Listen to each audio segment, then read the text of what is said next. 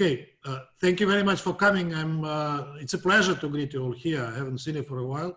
Hope you're all safe and well during these times. Before I proceed to the topic of the briefing, I would like first to congratulate you on the 75th anniversary of victory over Nazism in Europe.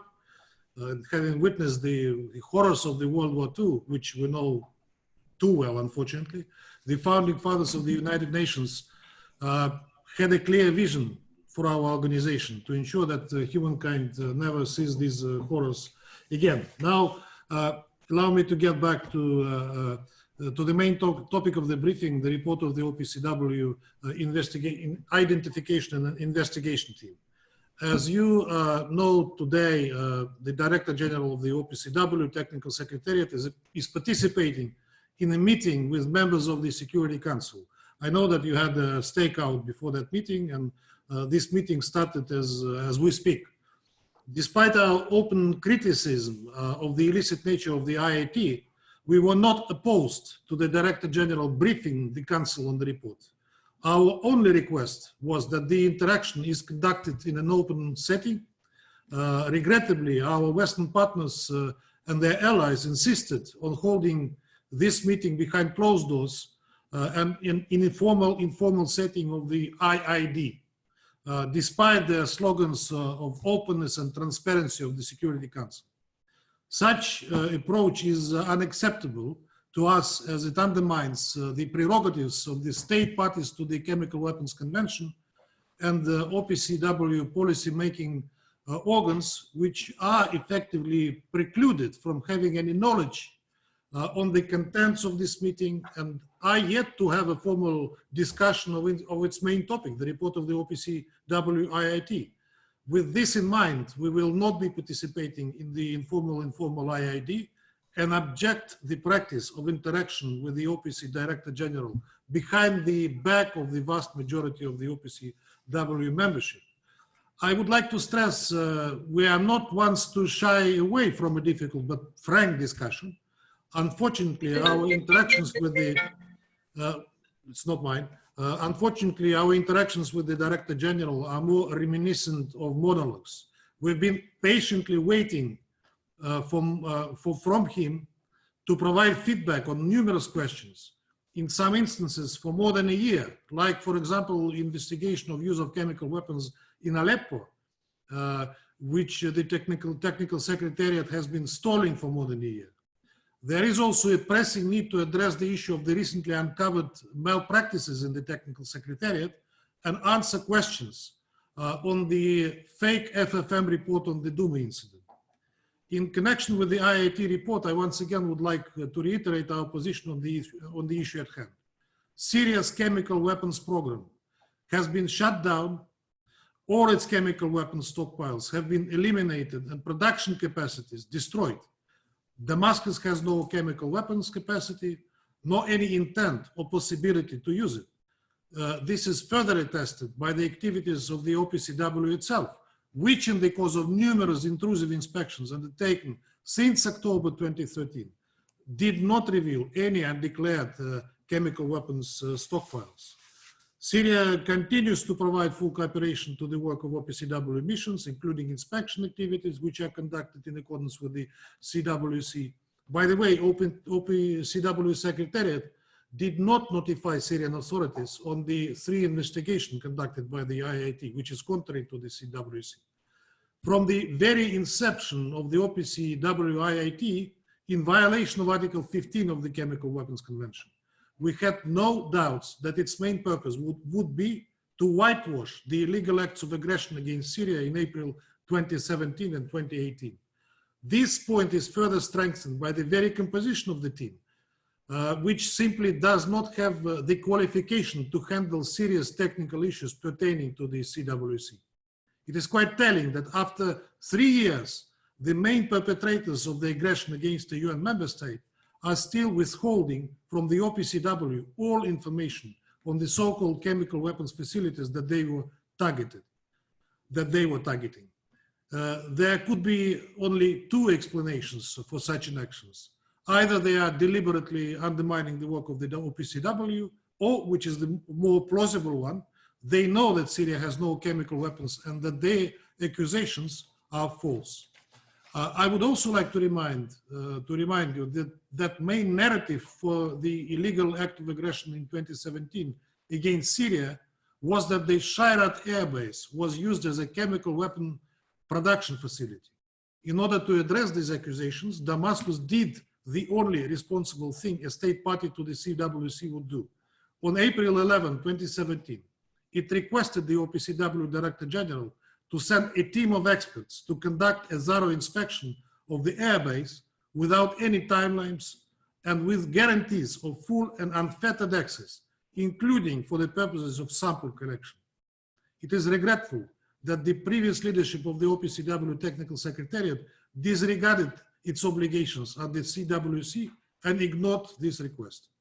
In a further effort to clarify the situation, Russia and Iran, on April 19, 2017, presented a draft decision to the OPCW Executive Council, which would formally mandate the Director General to conduct the inspection of Shayrat airbase. This proposal was voted down by the US and their allies for no other apparent reason than to obstruct any coherent investigation of their own accusations. All these events took place within a month from the incidents in Al-Latamna and Khan Shaykhun, when an inspection of the Shayrat airbase could have provided a definitive answer to the accusations. Despite clear relevance of the above-mentioned facts, the team not only did not take them into consideration while wrongly placing the blame on the Syrian government, but even failed to mention them in its report at all, which to our mind clearly speaks of an attempted cover-up of the Technical Secretariat's own inaction and an intent to whitewash the illegal acts of aggression against Syria in 2017 and 2018. It is quite clear that the IIT did not learn any lessons from the FFM and JIM and still implies their unacceptable faulty methods of work. Investigations are conducted in flagrant violation of the provisions of the CWC without respecting the key principle of fulfilling procedure to ensure preservation of physical evidence, so-called chain of custody, which inter alia requires that the evidence to be collected on site and exclusively by the OPCW specialists. There is no way to miraculously reconstruct the chain of custody for evidence that was unaccounted for almost a year. Besides, they collected information and evidence and samples from sources who are openly hostile to the Syrian government. What evidence do you expect to receive from such sources?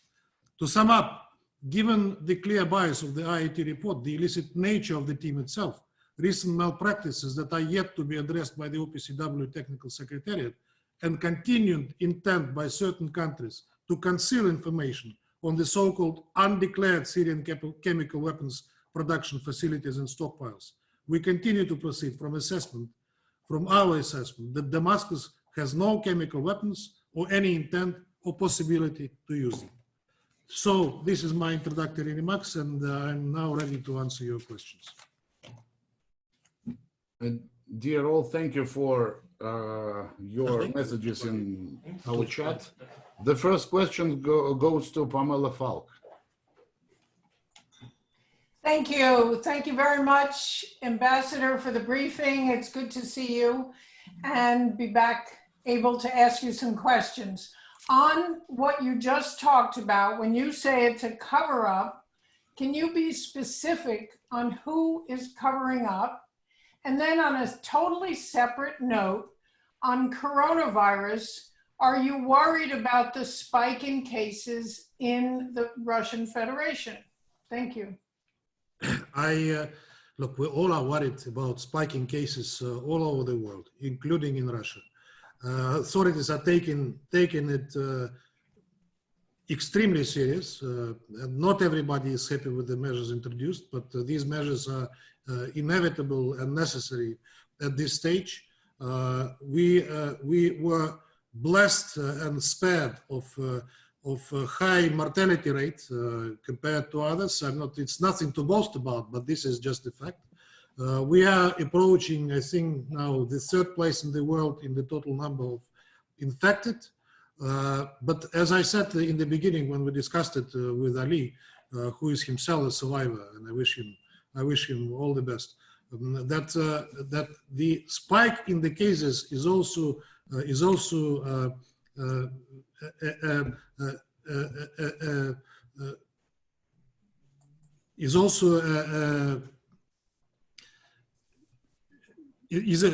attested to the fact that authorities started to massively test people. And as I said, 50% of those tested are totally asymptomatic. They have no signs of any virus. So that is responsible for it. But of course, we are approaching, as they say, the plateau, but we are still not there, and we are still coping with the situation. That what regards the coronavirus. What regards the cover-up, well, we have so many questions that we posed to the OPCW Technical Secretariat, which still go unanswered. We are conducting our own expert investigation on the materials that we received. There are a lot of questions on the technical validity of conclusions reached by the IIT and or by the FFM, for that matter, on the Duma report, on the integrity of the so-called investigators, and many others. What concerns us that there are no plans to organize a discussion in the OPCW Executive Council by professionals, because the discussion in the Executive Council of the OPCW will be a political one. Meanwhile, if you start challenging the conclusions professionally, they fall to pieces. And my question is, with whom to conduct a dialogue professionally? Investigators in the so-called IIT are no chemical scientists. They are not capable of conducting professional dialogue, and at the same time, they don't risk of undermining their professional reputation, as they have none in chemistry. Remember the open letter by the Courage Foundation, written by authoritative experts on the conclusions of the final Duma report, where they devastated its ballistics, health, and biological conclusions. Remember OPCW inspectors that came to the opposite conclusions as to the nature of the accident in Duma. We informed about it in detail during our ARIA formula meeting on January 21st. These inspectors were denigrated by the Technical Secretariat, and their role that they were part of the investigation and even leading the process at some stages was denied, but that is not true. I would address you to the report recently published, as recent as 6th of May, by the Gray Zone. It's here in my hands, which claims rightfully that obtained documents that speaks for the contrary. We continuously, consistently asked for the discussion in the OPCW, but the Secretariat is deliberately evading this discussion, was evading, and continues to do so. The conclusions that we made are clear. The illegitimate IIT was established with a single purpose: to stamp the alleged legitimacy on the fake reports of the FFM, to give it a cloud of authority, to justify the illegitimate aggression against Syria in April 2017 and 2018. It serves no other purpose. Among the many questions that I ask my partners, scientific, technical, evidentiary, some of them they are not able to answer, being not specialists, but I've been constantly asking them one question whenever they accuse the Syrian government in using chemical weapons: the motive. What is the motive for Damascus to use chemical weapons as it gives it no gains on the battlefield? In fact, every time these episodes, they halted offensive operations against terrorists. The answer, if my colleagues dare to utter, is at best, Al-Assad wants to horror and terrorize its enemies and civil population. Come on, this is childishly underestimating your opponents. The Syrian authorities would be the last to call unfriendly fire upon themselves, as they were warned on numerous occasions that chemical weapons is a red line. Moreover, there is no evidence that the servicemen of the Syrian Arab Army were preparing themselves to act in a chemical weapons environment. There are no videos or photos of them wearing protective clothes or gas masks in any vicinity of the incidents. But their enemies and terrorists would be the first to gain from it if Damascus was accused of using chemical weapons. They were the interested parties. Mind, chemical accidents took place every time the Syrian army was gaining ground. There is unequivocal evidence on the staged nature of those provocations, technical and evidentiary. Those who staged them were simply too unprofessional and couldn't conceal the amateurish conduct of it. We provided tons of proof of that, including through interviews with the witnesses. Was it taken into account? No. Yet the IIT claims that they could not verify the staged nature of accidents, citing some mysterious experts.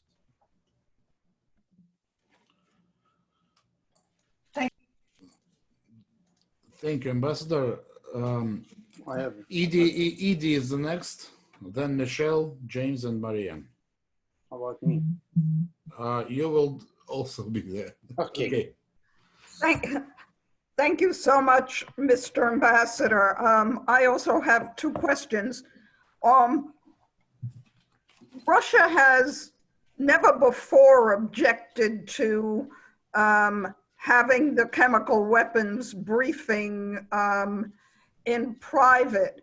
Is it because the OPCW expert was briefing today that you wanted it in public? And I have understand that some ambassadors were concerned because some of the information is considered private, not supposed to be for a public briefing. And secondly, on the COVID-19 resolution, in Russia's view, is the draft resolution that was combined from Tunisia and France now dead? Is there a possibility of reviving it? And how do you view the fact that for the last 8 weeks and more, the UN's most powerful body has been totally impotent on the world's most serious crisis? Thank you. Thank you, Edith. Nice seeing you. Nice seeing you. Now, on the first question, I mean, the claim that the Council will be discussing protecting information, and we should secure and guard it from the general public is merely a pretext. Protected information is something that should be discussed in The Hague. The gist of the report has been already forwarded by the Secretary General to the Security Council, and in our time of widespread information, I'm sure it has been leaked, and everybody that wanted to get acquainted with it already did so. Our aim was that the public, the general public, sees in the open our questions that we wanted to address OPCW Director General Arias, and see how he answers them. What our colleagues wanted, they wanted to conceal it from the general public. And that's why all those arguments about the protected nature. I have with me a letter that I just circulated to the President of the Security Council and the Secretary General exactly on the matter, with the list of questions that we wanted to address Director General Arias at the open meeting, but we were deprived of an opportunity to do so. So don't treat it as precautionary measure, as a wish and a willingness to not to expose any sensitive information. It is just a pretext to prevent an open discussion. Now, secondly, on the COVID resolution, just from the outset, we were prepared to go along with what we have laboriously and painstakingly negotiated over quite a time already. But as you know, this didn't happen at the very last moment, which we regret. Today, in the meeting of the Security Council, after we had a meeting, VTC on Iraq, we had a discussion on the resolution and how to proceed further with it. And all council members are willing to come to a final agreement that would allow us to adopt it. I wouldn't be betraying who was saying what there, but I want to assure you that the willingness to mend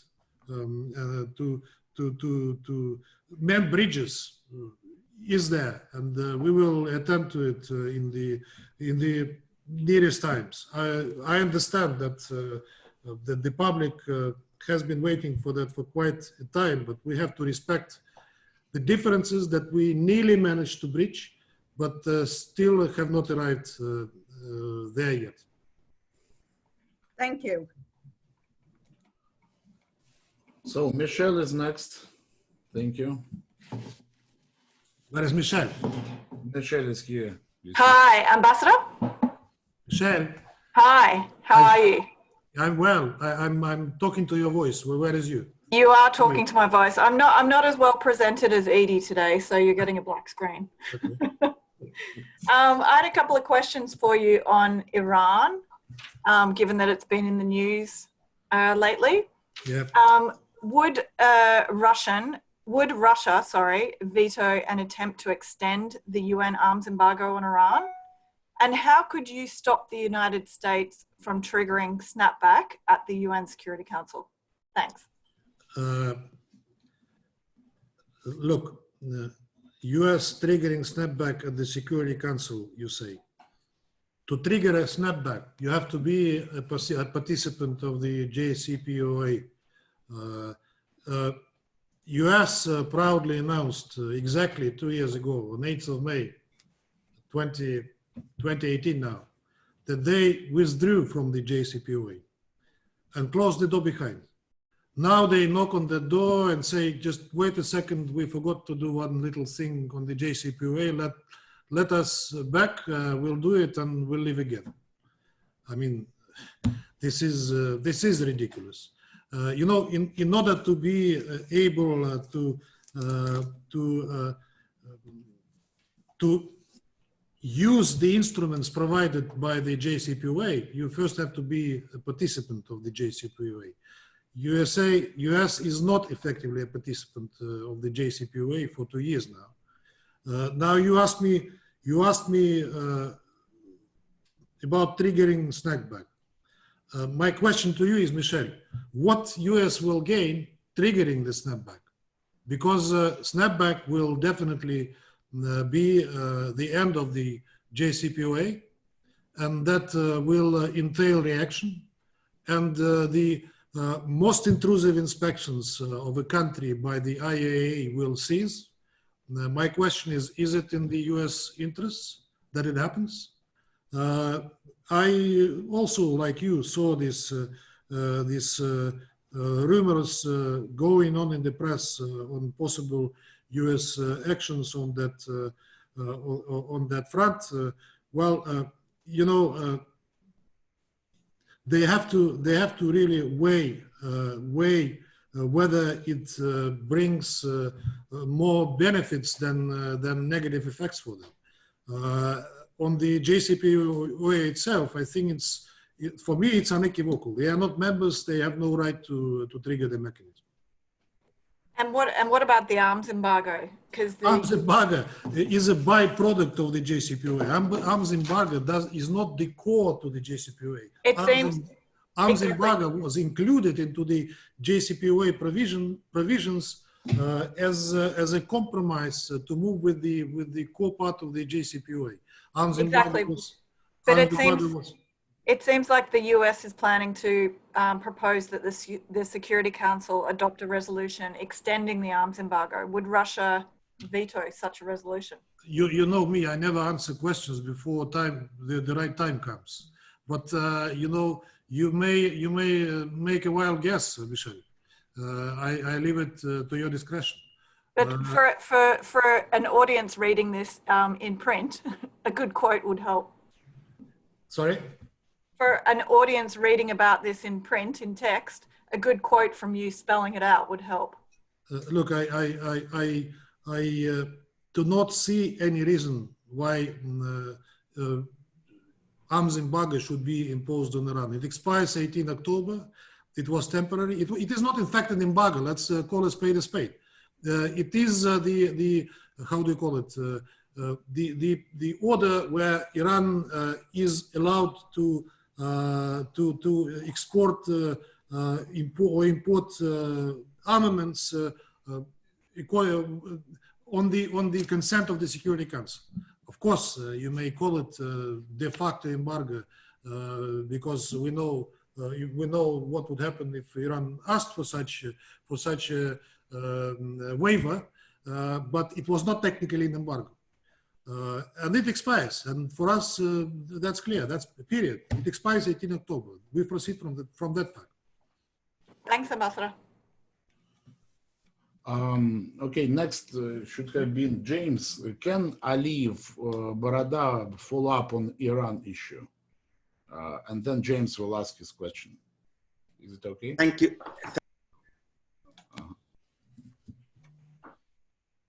Yeah, Ali. Thank you, Ambassador. Michelle asked the questions that I wanted to ask, and I wonder whether you would put anything on the record regarding the arms embargo on Iran and on the snapback as well. And my just follow-up question, is the Security Council as deeply divided as it used to be before the coronavirus, and nothing has changed in this world? But please, if you can put anything on the record regarding the arms embargo and the snapback before. Ali, it's all on the record. You have not coordinated amongst yourselves. So Michelle hijacked your question earlier. I understand. Ladies first. Absolutely. Look, the council deeply divided. You mean in general on a certain issue? No, it's obviously divided. It was divided before the coronavirus on Syria, on Iran, on other issues, and it is as divided as it used to be, including on the coronavirus draft resolution. So what I'm saying is that the state of the world order as it was before the coronavirus is still there. Look, on coronavirus resolution, I don't think that the council is divided. There are issues, or rather one issue that divided, that prevented reaching an agreement. But on the resolution as such, we have reached practically total agreement, and it was this agreement was to be reached last Friday, but it didn't happen because at the very last moment things didn't work out. Yes, of course, you know, coronavirus. We say Secretary General says it, and many say that we have to rethink the way we conduct business. We have to rethink our attitude towards problems the world is facing. This is a time of solidarity. This is a time of coming together. You know, the problem is that I'm afraid that when we are in a post-coronavirus phase, the human psychology may not let us remember all things and all good words that we were saying during coronavirus on the need to overcome differences and come together. Human psychology is such a thing which would leave the past behind and run to live in the way we used to before coronavirus. But I hope the lessons of this time will be learned. And there are a lot of them, and yet too early to give a full-fledged analysis of those. But of course, it provided a lot of lessons. And how the world will come out of it, it's still a big question mark. And I have to admit that the council members, not the council itself, the council members are divided on certain issues, on the role, on certain conflicts, on the way how to overcome them. That has not evaporated with the coronavirus. I cannot. Have heads of states summit for the P5. Is that a way out? Which one? The one that President Putin proposed Yes. live? Yes. Well, that was the idea to together to convene those countries that were basically founding fathers of the UN and who carry and bear special responsibility for maintaining peace and security, and to discuss in an open and free atmosphere the problems that the world is facing and to try to seek a solution to those. That is being discussed. I mean, all leaders confirmed participation. They welcomed the initiative. We have not agreed on the agenda, not because we have disagreements, but because coronavirus struck and somehow this thing affected the preparation. We don't know when it will happen, where it will happen. There are many unknowns about that thing. But we are planning and hope that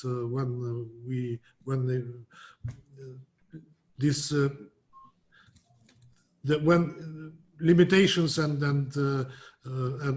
bans are lifted, we will have a chance to have that summit live. The sooner the better. You also asked me about a follow-up question on Iran, right? Yes. So what's the exit of this situation that is created by the demands of both sides? So at least to put it this way. If you ask me, the best exit is to return back to the full implementation of the JCPOA, to the genuine implementation of JCPOA by all participants, and that will be the best way out. But you know, I realize that at present this is somewhat of a wishful thinking, but at least not to undermine the JCPOA itself, because it will not be in the interests of those who have issues with the JCPOA.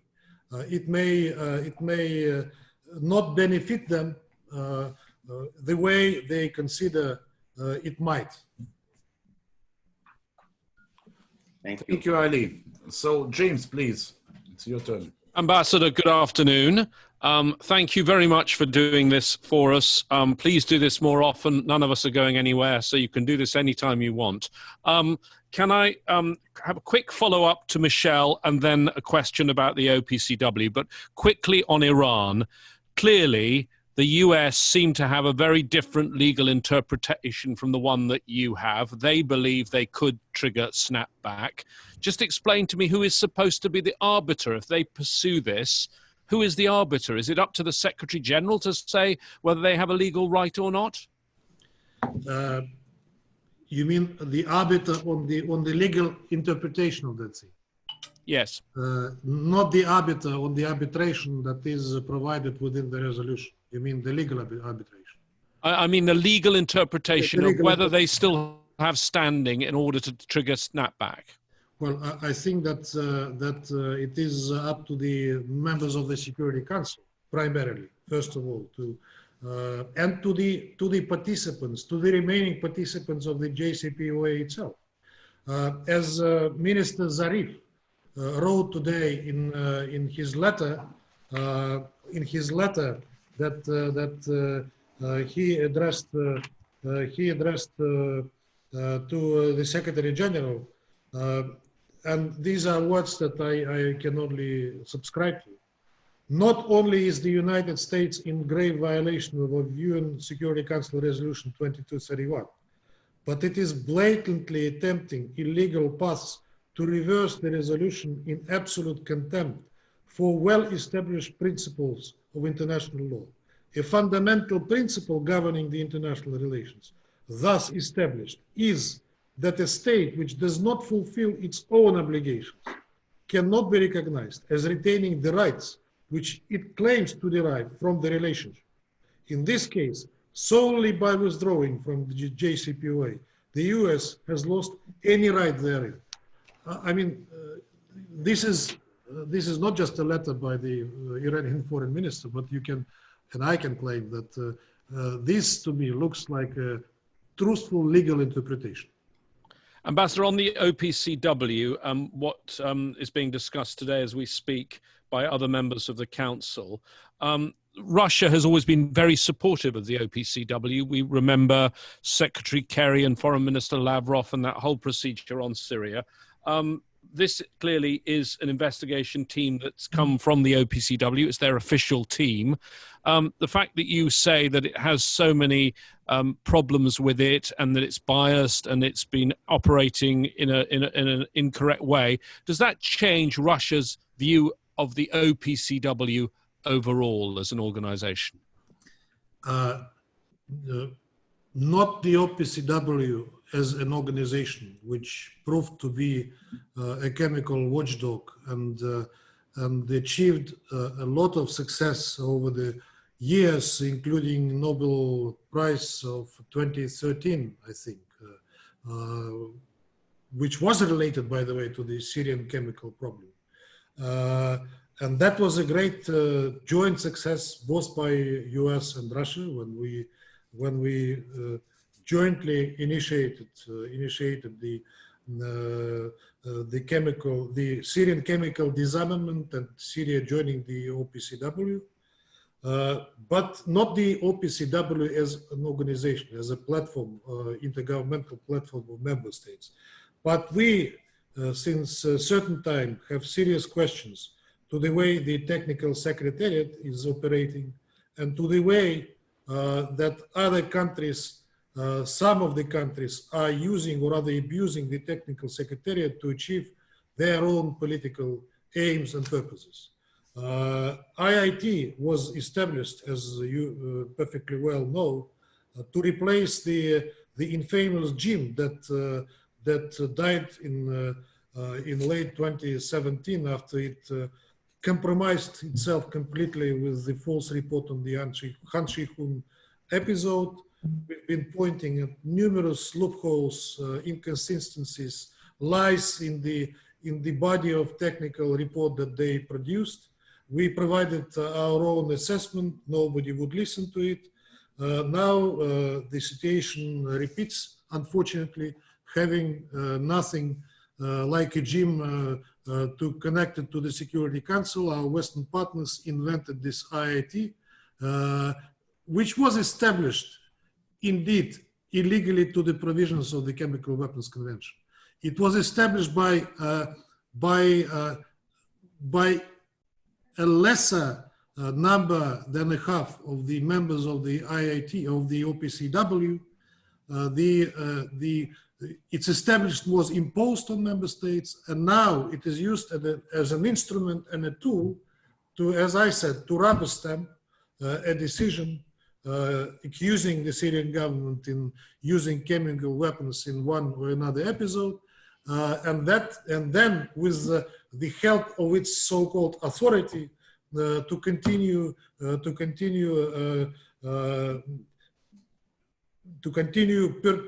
pursuing and persecuting Syria for what it has not done, for what it had no motive to do, for what it cannot justify itself, despite the bulk of material evidence contrary to the conclusions. So how would we treat this group that is established only with the sole purpose of compromising the Syrian government? Thank you, Ambassador. Maria is next. Maria Khrenova from TASS. Hi, Ambassador. I'm very glad to see you. And hi, everyone. So I have actually two questions, if Theodore will allow me. One is about OPCW. Is the OPCW planning to discuss all these issues you just mentioned on all the concerns raised by the Russian Federation in in-depth technical discussion? And the second about the Security Council resolution on COVID-19, which has been discussed for so long, as you already mentioned. Could you please clarify Russian position on what do you expect to see there? Do you expect to see in the final draft the role of WHO, the matter of sanctions, which could be raised for those countries who find it difficult to fight COVID-19 under sanctions and so on? Thank you.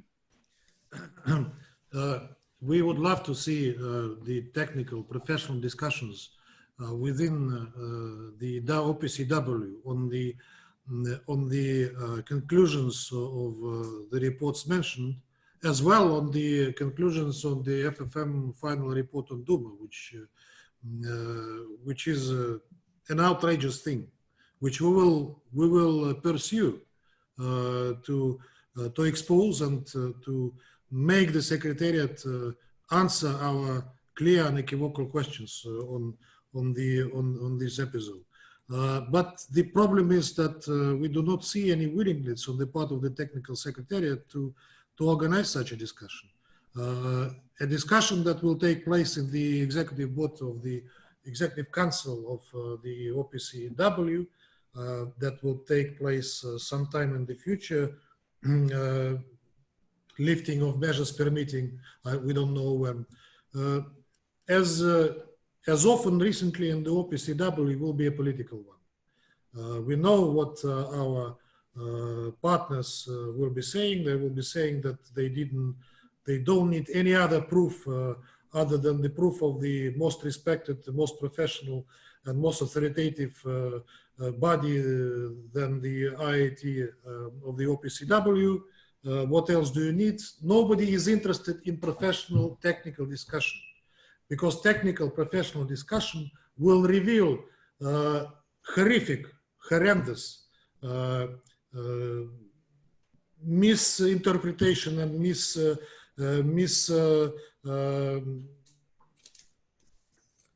misinterpretation and wrong data that was laid as the foundation of the conclusions that IIT came to. I could go in detail to this. I would be speaking for a long time, telling you technical things about the samples, about the crater, about the ammunition, about the cylinders, about the way how they reached their final destination, about the people who were allegedly affected by chlorine or sarin, which was not the case. Then we'll have to have another session. I would prepare to do so. I mean, by this time I've been very well cognizant in those kind of things. But this is something for the technical specialists to discuss. But our concern is that OPCW Technical Secretariat has no inclination or the will to organize, to convene such a dialogue. All we will have will be a session by the Executive Council where political statements will be made, and then the case will be closed. For us, it will not be closed. We are conducting our own expert investigation, and we will share its results with you and with the international community. But unfortunately, professional discussion in the OPCW is not what is happening and what we would like to see. Now on the COVID-19 resolution, the resolution as it stands now is a product of a compromise. We are not 100% happy about its contents, and I'm not sure that any member of the Security Council is. Some have their, all of them have their reservations about certain provisions of the resolution. Yes, you mentioned sanctions that affect the ability of many countries to fight the pandemic, and that correlates with the appeal of the Secretary General. And we strongly support that appeal, and we support lifting of sanctions from those countries. I'm not talking about Russia, by the way. I just want to underline. We're talking about countries much more vulnerable that are really affected by those sanctions in the current day environment. We have other things in the resolution that didn't find its way there. On the role of the WHO, we have no problem with it. We think that WHO, of course, is COVID related, and any efforts that we should address to fighting the pandemic can not ignore the role the WHO as the main international body on health issues should be playing. So that is how I told you. The resolution is 99% text-wise ready. It is 1% not ready, but this 1% constitutes the major roadblock at the moment, which we are planning to overcome in the near future. I hope we will succeed. Thank you, Ambassador. Next, Valeria Rebecca, the head of ANCA. Thank you, Ambassador. Thank you for doing this. It's a pleasure to see you. So the U.S. said that Russia is working with the Syrian President Bashar al-Assad to send Syrian fighters and equipment to Libya. What's your comment on that? I have no comment because there's nothing to comment. We are not a recruiting agency in Syria. We do not recruit. Russia is not recruiting Syrians to fight in other countries. We know that these processes are going on, and they concern Syrian rebels, in particular from Idlib, who are now found themselves in another country, but that doesn't have to do anything with Russia. Thank you, Ambassador. Next, Richard Roth. Thank you. Richard. Hello, Ambassador. Hi, Richard. Thank you for doing this. Two quick things here. So how do you think diplomacy will be changed by this virus? Everyone else in the diplomatic circle has said that Russia never really wanted to do any meetings privately. Maybe you're still going to hold to that it must be in person on certain topics. What's the latest on that? And number two, you mentioned the 75th anniversary of the end of the war, the World War II. With that in mind, what is Russia's current feeling about UNGA 75, which would be an important milestone for the foundation of the UN? But as we know, there is still the virus. Today, Mr. Putin's spokesman was hospitalized for the virus. What do you think is the latest on Russia's thinking on whether there should be a regular type of UNGA, even if COVID-19 is, quote, still in the air? First, of course, we find ourselves in unusual circumstances and environment where we have to work through the VTC, through the phones, through the letters.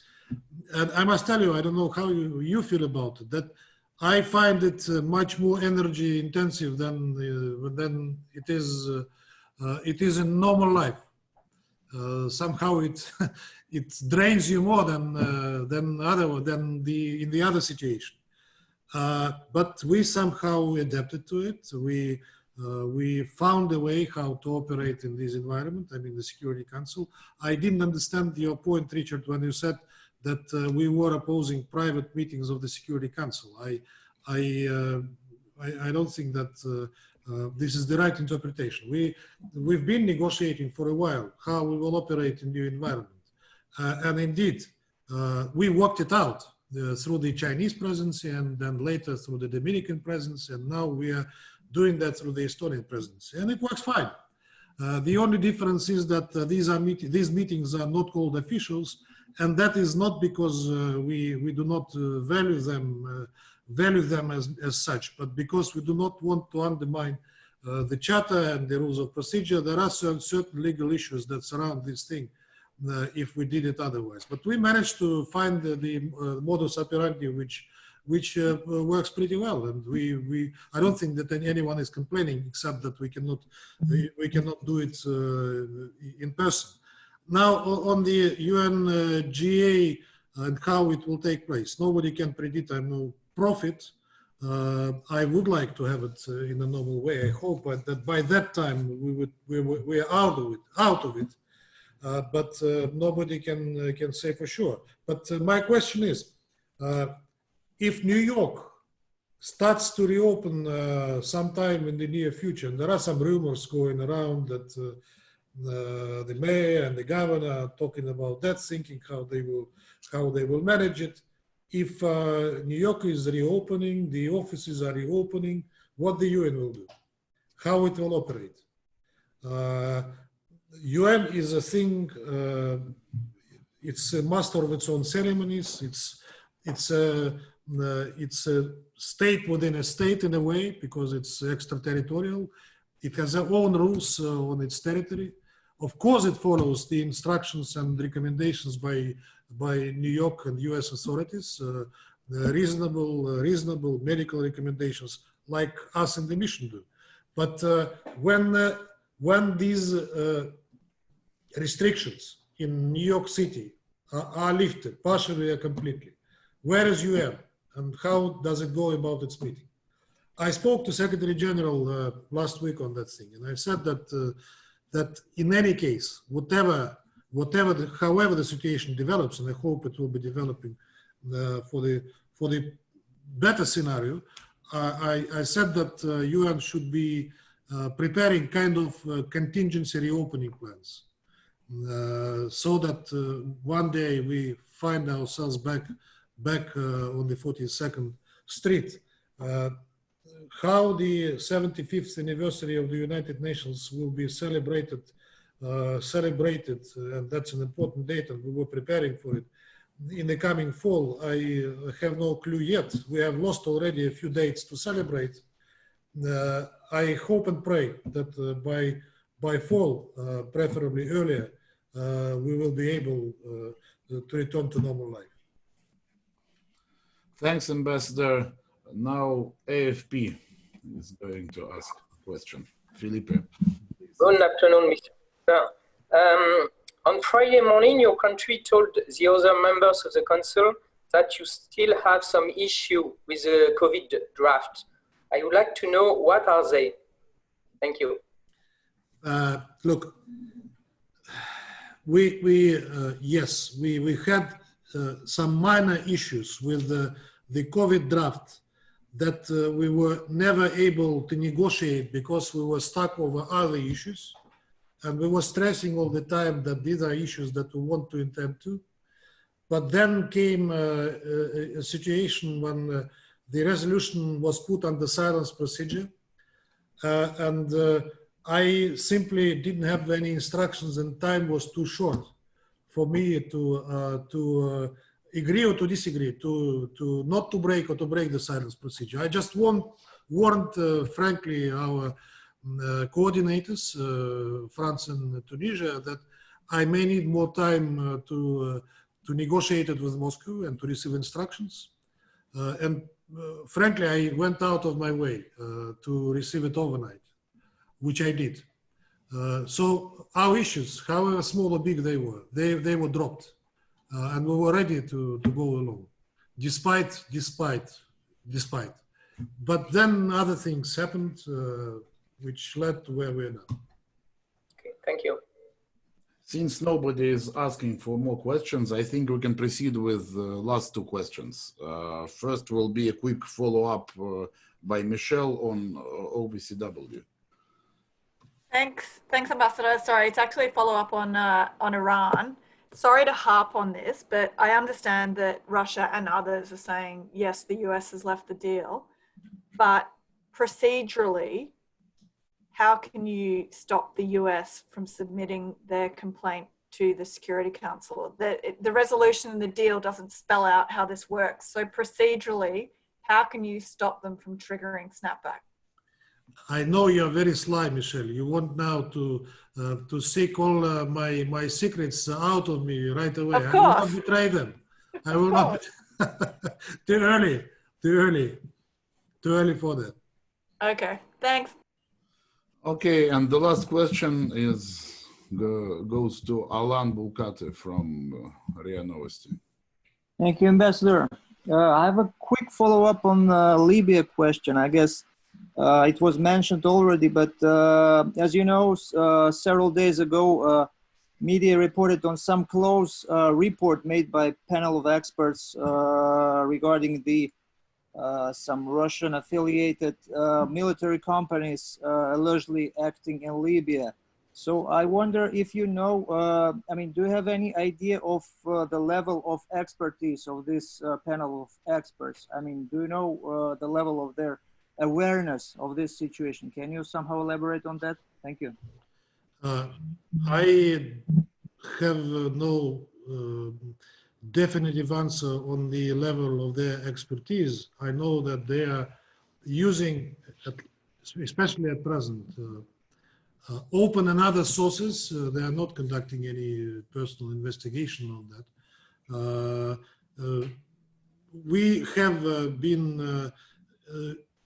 We have had issues with the report leaked to the press for a long time. This is one of the occasions which we constantly raise that issue, that some reports are so easily and eagerly leaked to the press before they were printed. I have no comment to it. That was many times commented by Russian authorities.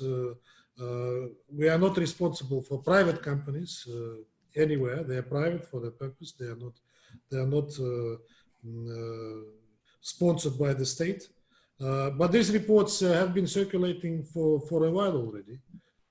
We know that Libya is an arena of many international presence, both in the east and in the west. We know that the situation there is not improving, contrary to expectations that we had after the Berlin conference, and largely that is that is explained by the fact to which we pointed when we were discussing resolution 2510. We were saying then that this resolution will not work unless we have the agreement of the Libyan protagonists. We said openly, I said it when we adopted the resolution, that I'll be happy to be first to admit I was wrong if that worked without what is not in the resolution, like we said. Unfortunately, I was not wrong. I was not wrong. The resolution lacked what it should have had. That's why we abstained, by the way. And now we see what we see in Libya. Not much is improving. We will be discussing Libya on May 19th, and we will hear what UN has to tell us. Besides, you know that Libyan settlement is suffering from the absence of the new SRSG. You know that Ghassan Salami has retired. But we hope that Secretary General will appoint a new SRSG early. Thank you, Ambassador. And the last follow-up by Pamela. Thank you, Fedor. Thank you, Ambassador, again for the briefing. And I agree with James. Let's do this more often. My question is just, we're starting to hear a lot of delays within New York City. Broadway, as of a few hours ago, is not opening till September. Things are moved back. The UN itself, Secretary General just announced July 1 in terms of remote telecommunicating. Is your view that there could be some UNGA 75 that would be virtual, or at least mainly virtual, so that it wouldn't be canceled if things get that far? Well, I do not want to make speculations about that. I hate to think about a virtual 75th UNGA. But how it will work out, we will see as we progress in the summer. Let's see what happens on July 1st. Well, I believe that talking about Security Council, at a certain point, we may find a format in which we can operate live without jeopardizing our neighbors and colleagues. I think that can be worked out, and I think that we should be thinking about that. But regarding GA, which is a great event attended by thousands of people, how this current pandemic will affect this mass gathering, difficult to say. As of yet, I'm trying to send away this idea that we're having a virtual GA in the fall. Sounds optimistic. Thank you. Thank you, Ambassador. It's easier said than done, because as I said, life is rather hectic these days. I didn't expect it. I thought it was time for reading and entertaining and self-indulging and even thinking sometimes, but it doesn't seem to be so. But without committing, I would like to react to what Jane was saying and some others, that at least for the benefit of seeing you again, guys, I'm ready to do it on a regular basis. I will further as the guy is the medium to facilitate it, okay? That's terrific, Mr. Ambassador. We'll all appreciate it, because since the Secretary General just extended telecommuting until June 30th, it's still only mid-May, so the more often you do this, the happier we'll be. Thank you. I'm very glad to see you all, guys. Stay safe and stay sane. Don't forget about it, because this seclusion may affect a few other things as well. You too. Thank you, Ambassador. Thank you, Ambassador. Thanks very much. Thank you, Thank you, Ambassador.